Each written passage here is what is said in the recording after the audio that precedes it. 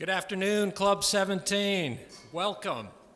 We appreciate everybody who's here in the room at the Hilton and everybody who is watching and participating online.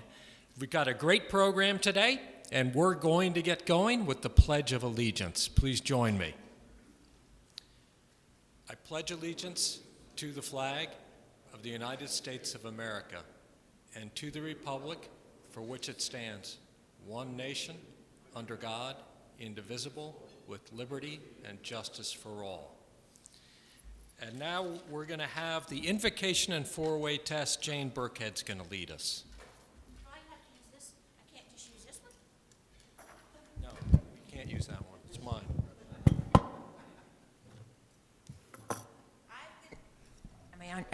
I've been eating a salad, so if I have any green in my teeth, pretend I don't. Hi, everybody. Please pray with me. Dear Lord, I praise you for being an amazing artist, the master painter of our world. From your palette, you brushed the world with splashes of forest green, sky blue, sunny yellow.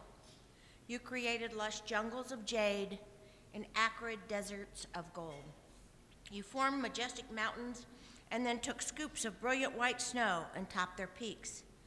You shaped multi-layered canyons and adored them with copper-colored hues. Your exquisite creation is vibrant and full of variety. Joy and thankfulness rise in me as I meditate on the beauty of your world. You created children to bring families together, to bring joy and laughter, individual creativity, and inspiration. Thank you for our Rotary family, for our speaker, for all who have made this meeting possible, and for creating our own Rotary palette. Amen. And now let us repeat as Rotarians what we think, say, and do. Is it the truth? Is it fair to all concerned? Will it build goodwill and better friendships? Will it be beneficial to all concerned?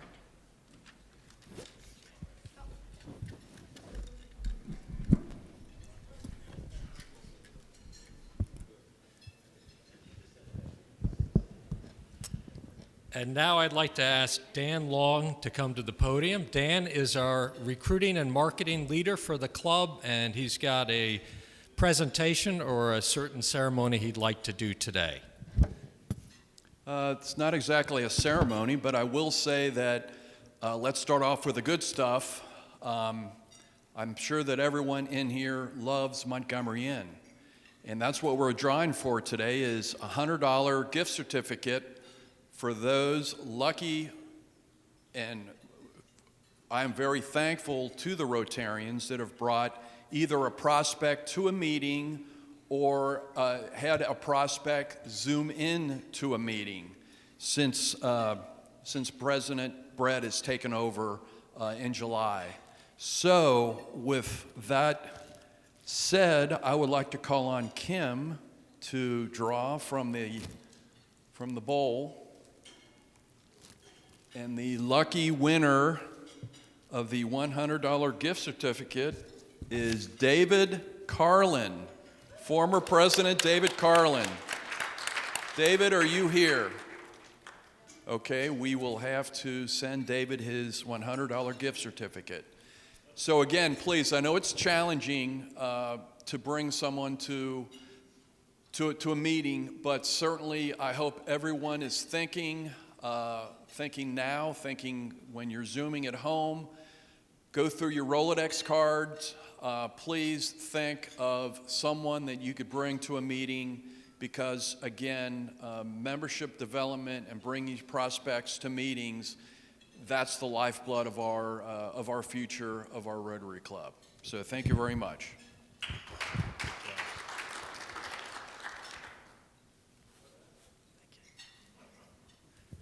Thank you, Dan. And as you know, we've had quite a few people join our club this Rotary year, 11 people so far, and we have a number of people who are interested and have expressed interest. So we're glad for that. We have a few announcements, and let me just grab those. We'll start with birthdays. We have 2 birthdays this week. Today, Dick Fleischer, and tomorrow, Carol Notestein. Let's wish them a happy birthday. And last chance on our club's blood drive, which ends at the end of February. You have until this weekend. If you haven't donated yet and you'd like to, just call any one of the 7 Hawksworth blood donation centers, which are located all around the Cincinnati area. Some of those do have weekend hours, so just check ahead of time online or go to eRaise. And great if you could register. And when you do, and when you give, take a selfie, send it to the club. And we do have a code for anybody who gives for Cincinnati Rotary CRT, but just let them know that you're part of the Rotary Blood Drive. Thanks to those who've already given this month. And members in the news, there was a great article posted in the February 16th edition of the online magazine Movers and Makers on our club's past president, Rick Flynn. We've posted that article on Facebook and in Family of Rotary News. Hey, take a look. Really a nice tribute to Rick and what he's done in our community. And next week's meeting, we've got Michael Hiles, the founder and CEO of 10XTS, as our speaker. But now we're going to switch gears to today's program. We're very pleased to have Kim Kern with us. She's the managing director and CEO of the Children's Theater of Cincinnati. And Kim has been in that role since 2015, and she joined the Children's Theater in 2013. And before that, she had a broad range of experience in nonprofit management, experience in fundraising, strategic planning, and public relations. And her prior leadership roles include president of the Ohio Valley chapter of the National MS Society, director of major gifts for the National Underground Railroad Freedom Center, and executive director of the Cystic Fibrosis Foundation. Kim is a graduate of Cincinnati Country Day School and Vanderbilt University, and she and her family reside in Loveland. Please join me in welcoming Kim Kern to the Rotary Club of Cincinnati.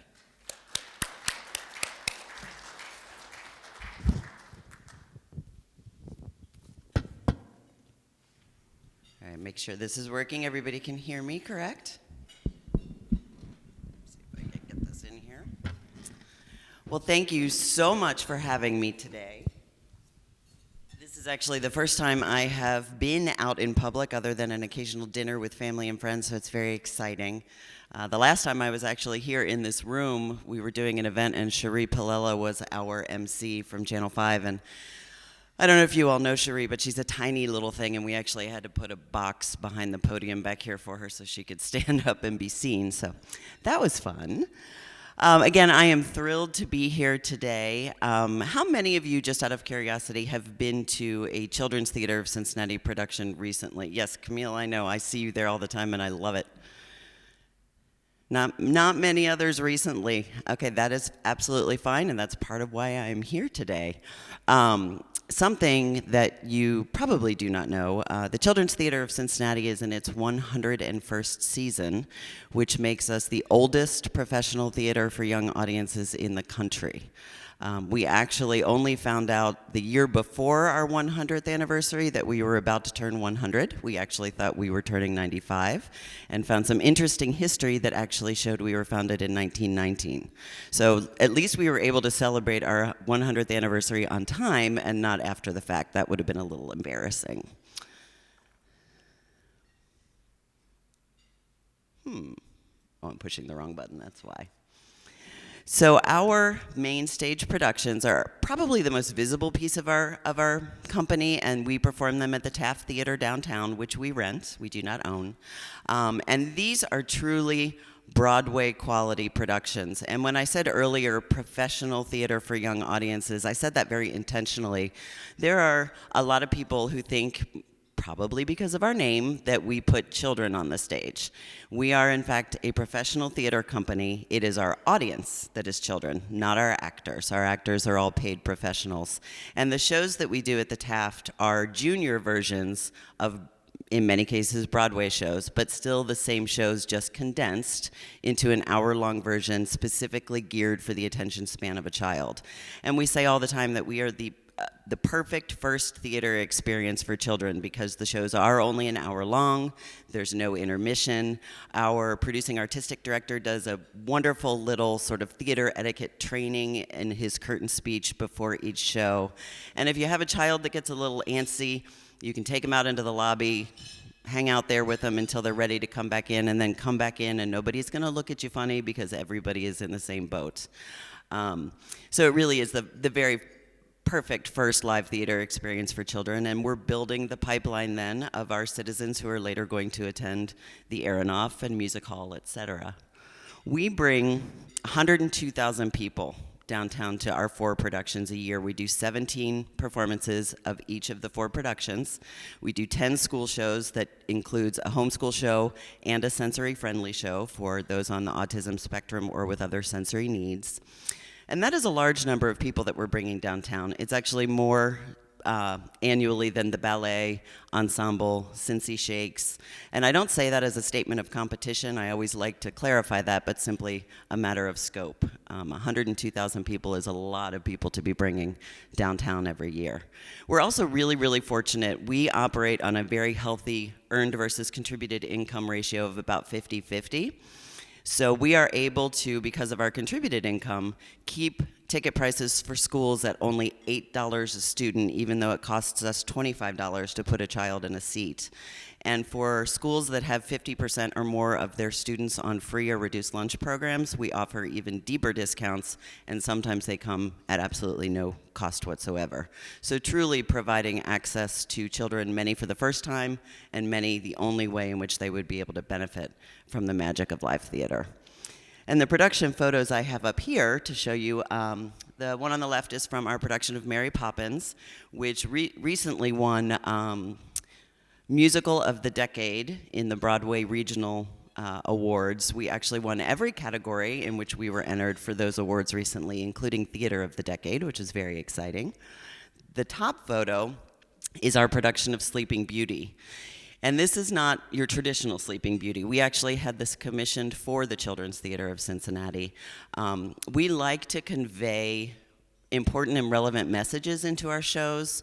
The title still is attractive to people. They hear Sleeping Beauty and they want to come and see it. And it is very much the basic storyline of Sleeping Beauty.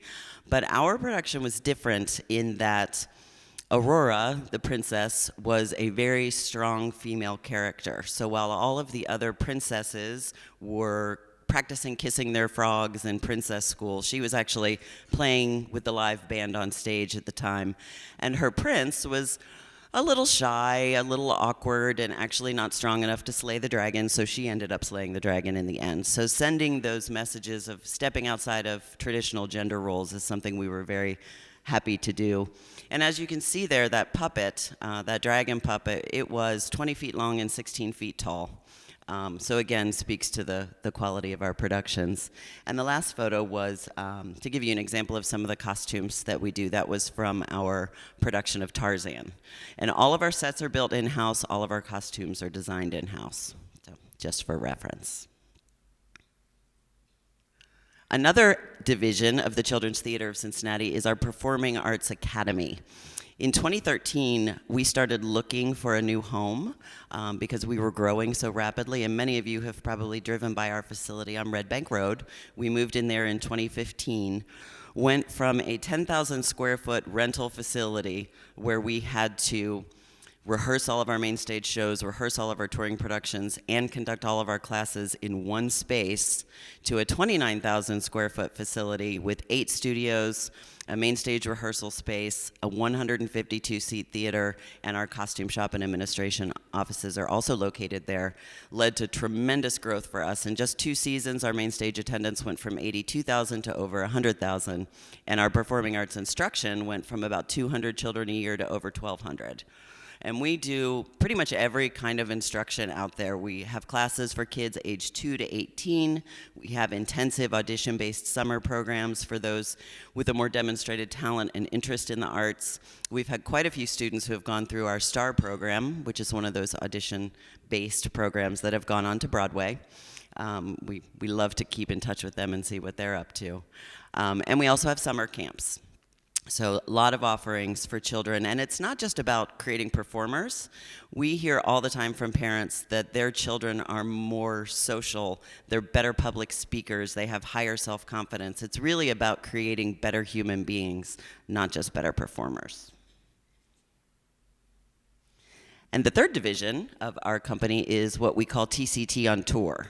And we create 5 to 7 productions a year. Most are written in-house that then hit the road and tour to schools, community centers, libraries, mostly in the greater Cincinnati area, but we have gone as far as New York and Georgia. And we see an additional over 50,000 kids a year through our touring division. And those are different than the main stage attendees. Usually schools that can't attend our main stage, it's because they don't have transportation or they're in rural areas or they don't have the budget for field trips. So we use our touring division to bring the magic of live theater to them. And as with our main stage productions, all of our tours have subsidies associated with them so that if a school can't afford it, we will work to make sure that they can benefit from the live theater. And our touring division also includes our workshops division. While our tours are truly performances, assemblies or classrooms can watch them, the workshops are more interactive. And one of my favorites that we do is a workshop called I Am Strong. And it's an anti-bullying workshop that we developed in conjunction with Beach Acres Parenting Center. And their clinicians helped us create the content. And with that workshop, we use teaching artists to teach children how to be an upstander instead of a bystander when witnessing incidents of bullying. And it teaches them the difference between passive and aggressive responses to bullying and what is the appropriate way to respond. And it uses theatrical role play to teach them those things. It is the only program of its kind that I have seen that actually addresses the witnessing of bullying. You see a lot of programs where you're taught how to not be a bully or how not to be bullied, but we're actually teaching those on the outskirts how to help control the situation if they're witnessing it. And we had a principal call us after we went to a school and did the workshop there. And he said to us, I just had to call you and tell you that you came to our school last week and did the I Am Strong workshop, and I had an incident of bullying the very next week, and I used the language and the concepts that your teaching artists taught our students to deal with that situation. And I just thought that was really impactful, that it's obviously helpful for children, but it's impacting adults as well.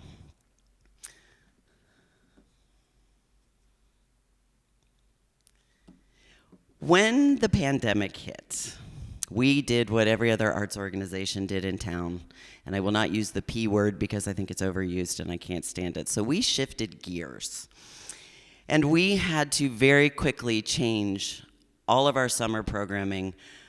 Every single one of our summer camps we flipped to a virtual model, and then we kept the audition-based programs in person with limited capacity, utilizing the guidelines for summer camps as outlined by the governor. It was tremendously successful. We were really providing a social yet safe and socially distanced outlet for kids that were feeling isolated and alone in our in-person programming, and that intensive training that they were needing because many of these kids were in the process of applying to a conservatory or conservatory-style university, and so that continued training was very important. But an unintended and fabulous consequence, and I like to find silver linings whenever I can with this pandemic, with our virtual programming, is we had parents of children with autism contacting us afterwards saying that the virtual programming that we provided for their children was the first time they were able to participate in a theatrical activity or a summer camp. Because when they were at home and able to turn off the camera or pause the video and walk away and come back and complete it in their own time, and they weren't in a setting that was loud and overstimulating, they were gaining tremendous benefit from our programming. So we actually then partnered with the Children's Home of Cincinnati to keep that programming going throughout the school year, and created something that we call living room musicals, where parents and children are sent materials and videos and choreography and monologues in little increments over a 4 to 7 week period to basically create their own musical at home. And the Children's Home has been working with us to market those to not just children with sensory issues, but any child that's not able to leave the comfort of their home right now. So when the governor announced his theater reopening guidelines, we had to completely reimagine our season. As I mentioned, we typically perform at the Taft Theater. The guidelines were 15% capacity or 300 people, whichever was less. The Taft is a 2,200 seat house, and 300 people was not going to be fiscally responsible for us, even if we were allowed to have a capacity variance or granted a capacity variance. So our producing artistic director, who I tell people all the time is a genius, very quickly picked replacement show titles that either we already owned or that we could get the streaming rights for. And we developed various virtual partnerships that I'll speak to in a moment so that we could produce these shows in-house in a socially distanced way, but then film them to be able to offer them to people in their homes, schools, wherever they might want to take advantage of that. Harriet Tubman, straight up out of the underground, is the picture that you see there. That is one of the productions that we typically tour, and is one that we were planning to tour that then we decided to film and offer in that way instead. The Velveteen Rabbit, Garfield, the musical with Catitude, and Rapunzel's Hairy Fairy Tale are the three productions that we would have considered our main stage productions this year. But we decided to do them in our smaller theater on Red Bank Road. Again, it was more fiscally responsible. We did apply for a capacity variance and got approval from both the city and the state health departments. But a 30% capacity variance approval in a 150-seat theater, 152 seats technically, is still only a whopping 44 seats. And when you have a seating plan that is mandated with pairs and groups of 4 seats together, if you have a family of 3 that comes in, you lose a seat in that block. So it was very, very rare that we actually were able to sell 44 seats. And had we not had the opportunity to film these and get these out digitally, that still wouldn't have made sense. But because we were able to film them, we did produce them. We actually just closed Garfield, and we are opening Rapunzel this week for live socially distanced in-person programs. We had to submit a document to both health departments that ended up being 40 pages in length to allow us to provide these live opportunities for folks. And they've been extremely well received and really, really fun to be able to continue to engage patrons in live and in socially distanced programming. So this is an example of The Velveteen Rabbit, which is the first production that we opened this year. And in keeping with our theme of press play to see the play in a world that has flipped to virtual, we took a timeless classic, The Velveteen Rabbit, and created it in a way that it was pixelated and sort of read as a video game to children through set design and costuming so that they could really relate to what was happening in our world today. And here are just a couple other pictures of the set that we did in our smaller theater.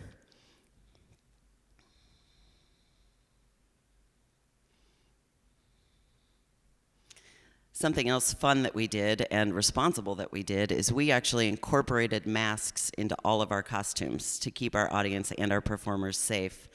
And we pre-recorded the entire show. So even though the vocals and the dialogue were the actual actors' voices, we pre-recorded it all so that when they were on stage and performing for an audience, they weren't actually even speaking.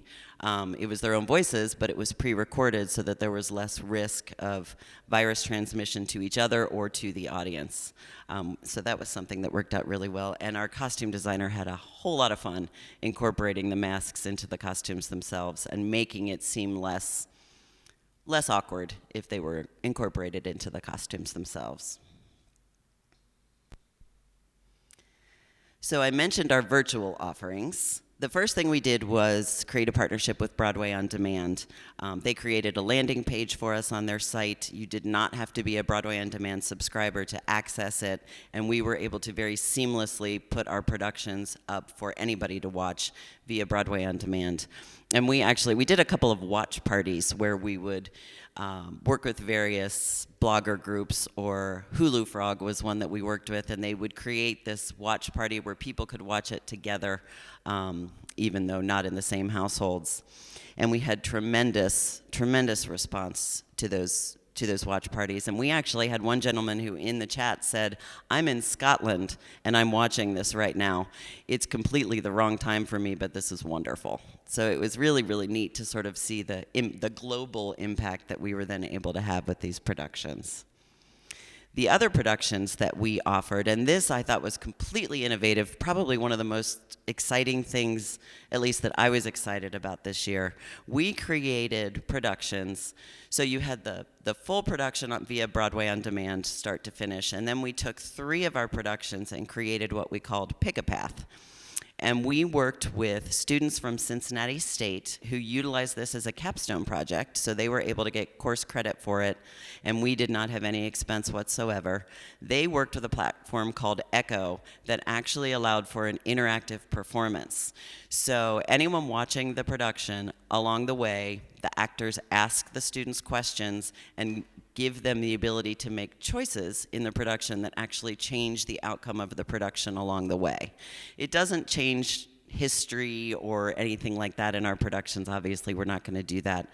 But fun little course corrections, if you will, where the students actually get to choose which way the production goes, or they're asked a question that sort of tests their knowledge on what they've seen so far. And we filmed different little vignettes, so depending upon which choice the child made, the video went in a different direction, and we've had tremendous response for those particular productions as well.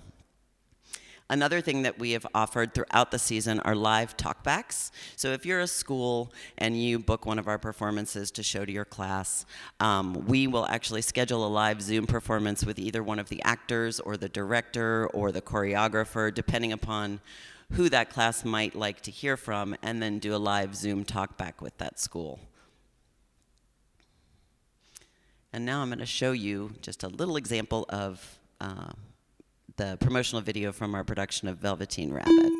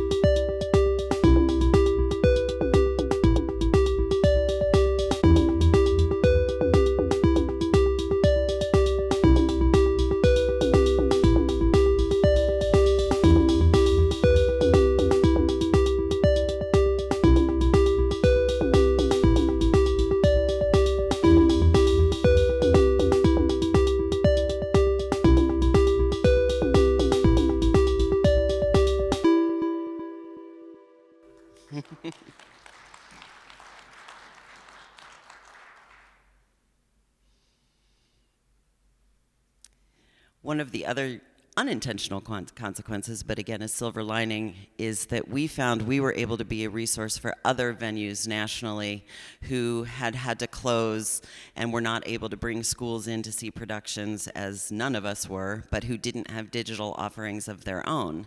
So we formed a partnership with a company called Geodesic Management, who began marketing us to shuttered venues across the nation. And what we did, we created all of the marketing materials, all of the instructions that they would need to market our productions to schools, and then we are giving, this is still currently going on, giving those national venues a commission based upon their marketing efforts and the sales that resulted. So it was a complete win-win situation for everybody. We have 10 national venues that are now participating in this. Our impact and reach has grown astronomically, and we've been able to provide a small revenue stream to venues that were in danger of closing their doors permanently. So truly a win-win situation for everybody.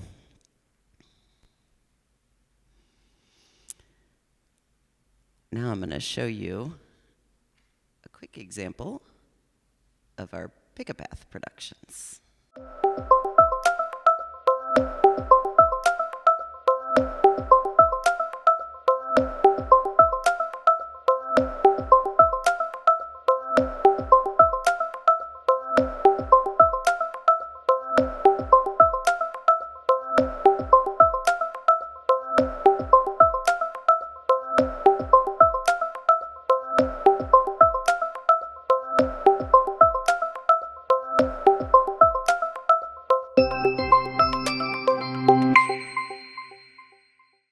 Those are really, really fun. And again, we've had tremendous feedback of parents and teachers who just love the interactivity of them, especially since we're not able to experience live theater for the most part right now. And these are the 3 productions that we are currently offering via that Pick-a-Path platform. And something else, theater is storytelling, right? That is what we do. And we have so many stories of ways in which we have impacted people. Our production of Sleeping Beauty that I talked about earlier, there is one part of the production where all of the princesses are involved, and they start off as little tiny babies in their godmother's arms, and you see Cinderella's little foot sticking out of her little bundle, of blanket, and there's a little glass slipper, and you see the Little Mermaid's hair coming out of the bundle. And then about midway through the show, they transform into teenagers, which is when they're going to start going to princess school. And the curtain opens, and all of the princesses are right there in front of the audience as teenagers. And we had an extremely diverse group of princesses. I know everybody is probably familiar with the movie and or musical Frozen.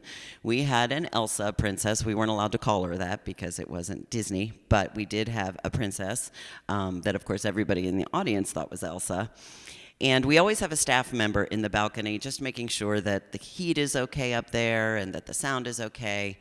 And when the curtain rose, this staff member heard one of the little girls in the balcony, who was an African-American girl, probably about age 8, gasp audibly and grabbed the chair rails on her seat, sat up straight, and said loud enough that the entire balcony could hear her, "Elsa? Elsa looks like me." She had never seen herself represented on stage before. And the difference that made to that little girl was phenomenal. We had another production that we did. It was a touring production, and it was called Polka Dots, the Cool Kids musical. And it was a writing team out of New York City that created the musical. And it was a musical loosely based on Ruby Bridges and the Little Rock Nine. And it told issues of historical significance in a way that children could understand. So, for example, you had Lily Polka Dot that moved to an all-square town and went to an all-square school in Rockaway, very much modeled after Little Rock, Arkansas, and the events that happened there.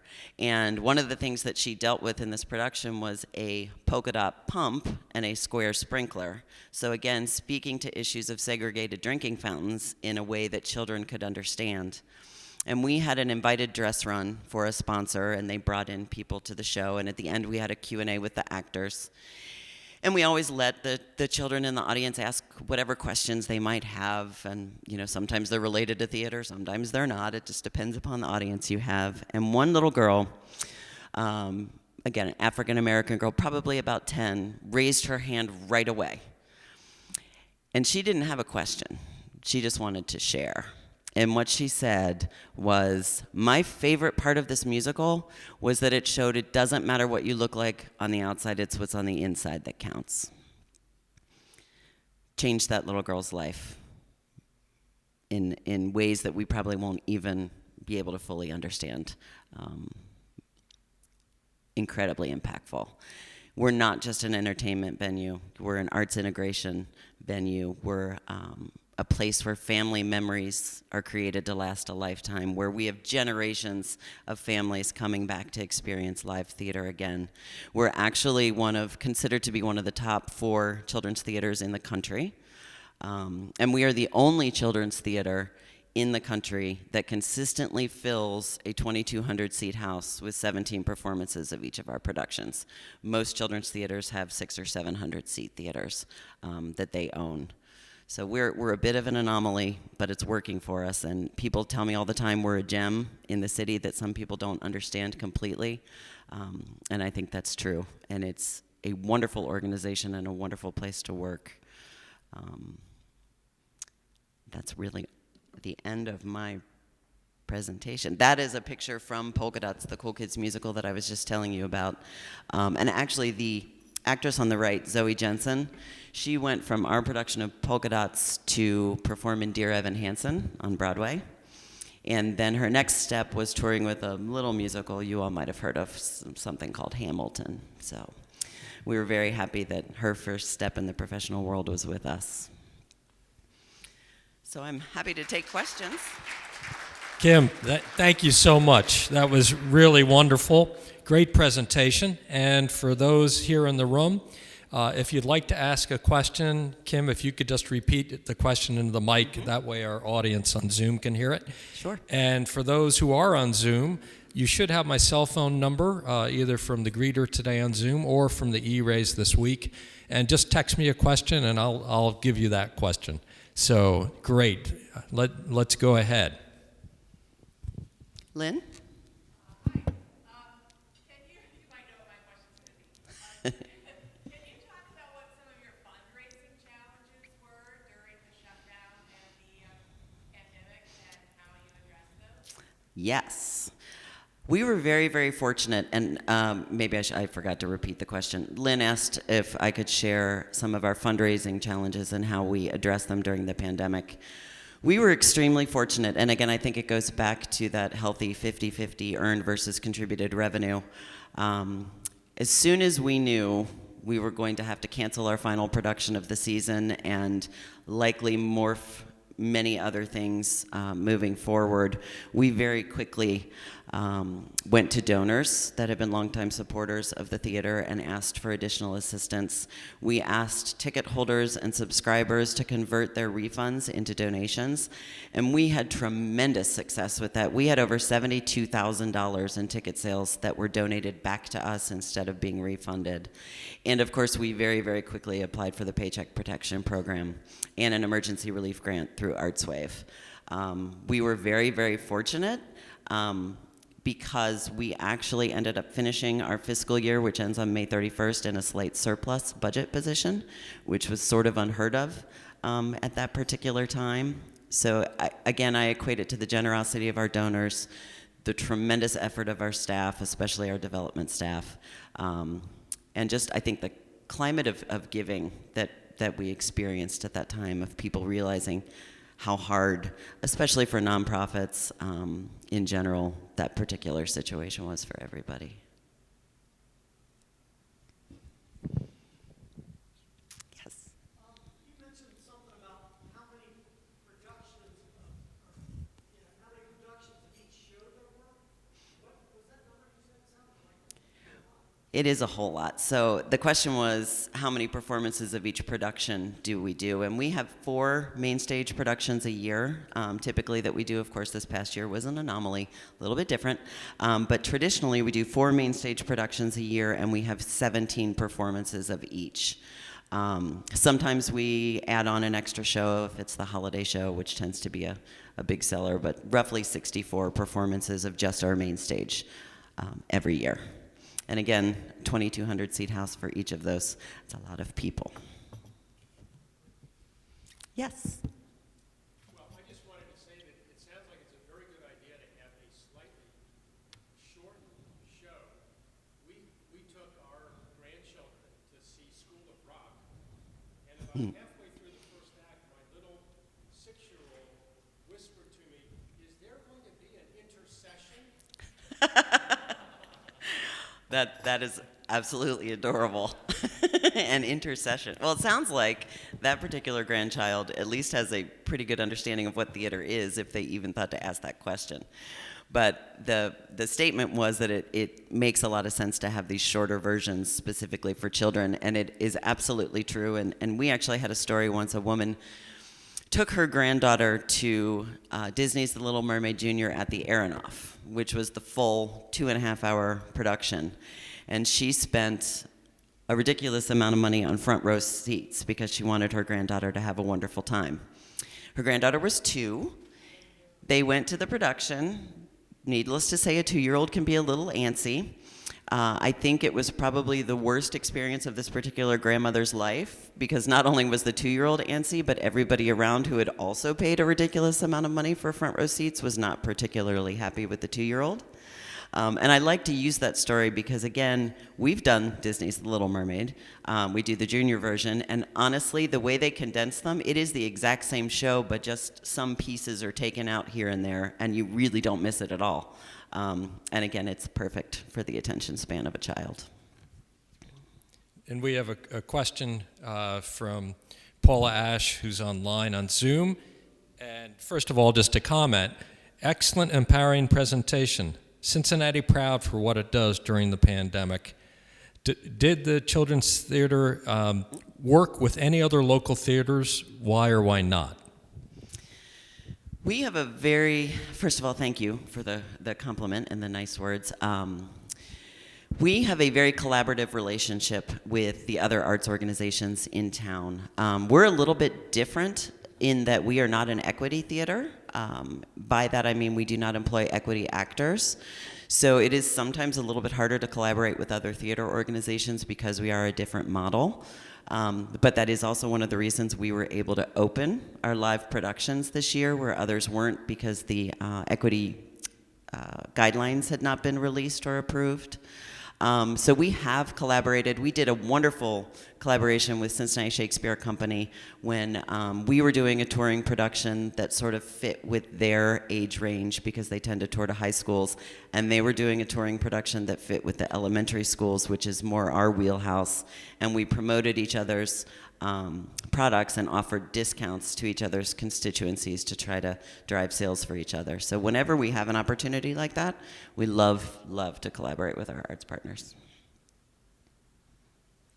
Camille.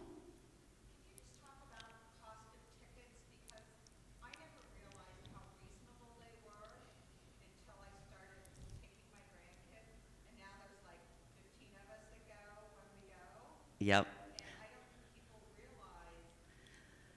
That is a great question. So Camille's question was the cost of children's theater tickets, and I spoke to the school piece a little bit, but not the public piece. We are committed to being family friendly and family affordable. Our most expensive ticket, literally in the front row, is $35, and you can still get a ticket for as little as $10. We say, less than taking your family to a movie in many cases. There's not a bad seat in the Taft. We don't sell obstructed view seats, so even if you have a $10 ticket, you're still going to see a wonderful show. And that is very intentional because, again, providing access to all for theater is part of our mission. We want families to be able to enjoy their time together and be able to benefit from all of the positive messages associated with live theater. So thank you for bringing that up, because I think you're right. People don't understand how reasonably priced even our public tickets are.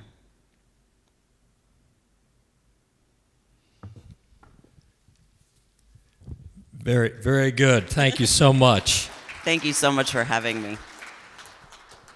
And just a few comments. First of all, I know you didn't use the P word. That was good.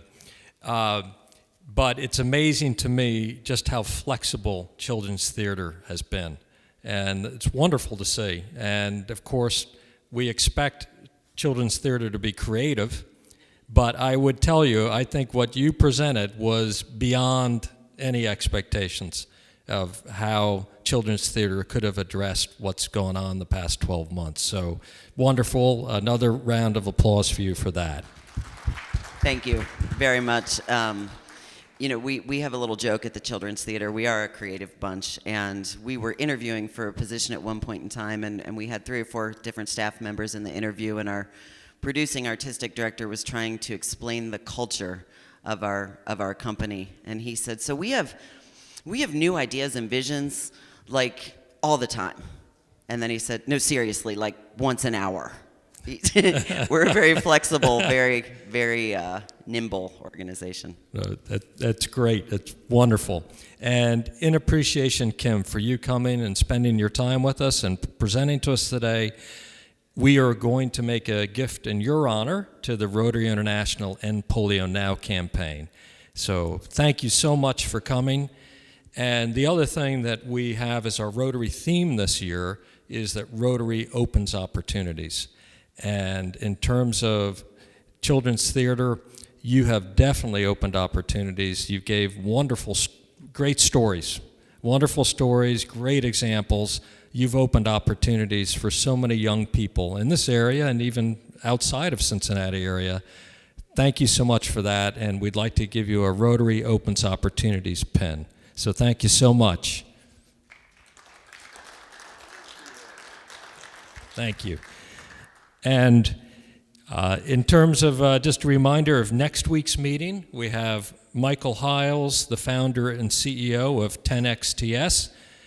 Next Thursday, please join us either in person or on Zoom. And in the meantime, have a great weekend. Meeting adjourned.